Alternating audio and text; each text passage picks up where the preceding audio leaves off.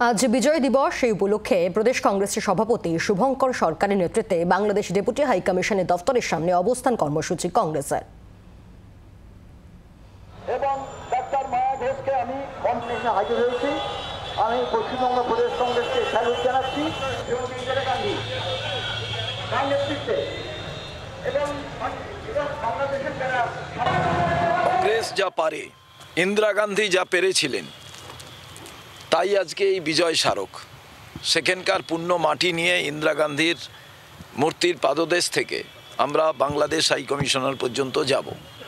আমরা এটা মনে করিয়ে দিতে চাই যে কোনো রাষ্ট্রের প্রধান দায়িত্ব হলো সংখ্যালঘু সম্প্রদায় যারা আছেন তাদের নিরাপত্তা, তাদের সুরক্ষা সুনিশ্চিত করা।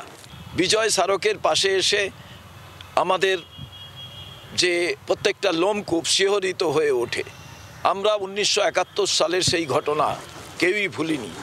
আজকে তাই এই পুণ্য মাটি থেকে শপথ নেওয়া প্রয়োজন যে কোনো রাষ্ট্র, তার প্রতিবেশী যে রাষ্ট্র থাকে, তাদের ভৌগোলিক সীমানার কোনো পরিবর্তন করা যায় না। তাদের সঙ্গে মানসিক সম্পর্ক দৃঢ় করতে হয়, উন্নত করতে হয়। 200 মিটার দূরে প্রথম ব্যারিকেড এবং তারও 100 মিটার দূরে, অর্থাৎ বাংলাদেশ ডেপুটি হাই কমিশন থেকে 100 মিটার দূরে আরও একটি ব্যারিকেড। এই প্রত্যেকটি ব্যারিকেডকেই কার্যত দুর্ভেদ্য দুর্গের মতো আগলাচ্ছেন পুলিশ কর্মীরা। এই মুহূর্তে পুলিশ কর্মীরা এই গোটা এলাকাটাকে ঘিরে রেখেছেন। যদি কোনোভাবে প্রথম ব্যারিকেড টপকানোর চেষ্টা হয়, তাহলে দ্বিতীয় ব্যারিকেডে ফের আটকানো হবে প্রদেশ কংগ্রেস নেতৃত্বকে। তবে প্রদেশ কংগ্রেস নেতৃত্ব এখনও পর্যন্ত ব্যারিকেড ভেঙে এগোনোর কথা বলছে না, কারণ তারা বলছে তাদের এই আন্দোলন কর্মসূচি শান্তিপূর্ণ। অতএব শান্তিপূর্ণ আন্দোলন কর্মসূচি শেষ পর্যন্ত 200 মিটার দূরের ওই ব্যারিকেডের ওই পাশেই থেমে যাবে কিনা তা নিয়ে অবশ্যই থাকছে প্রশ্ন। 24 ঘন্টার জন্য ক্যামেরায় নবীনের সঙ্গে অয়ন, কলকাতা।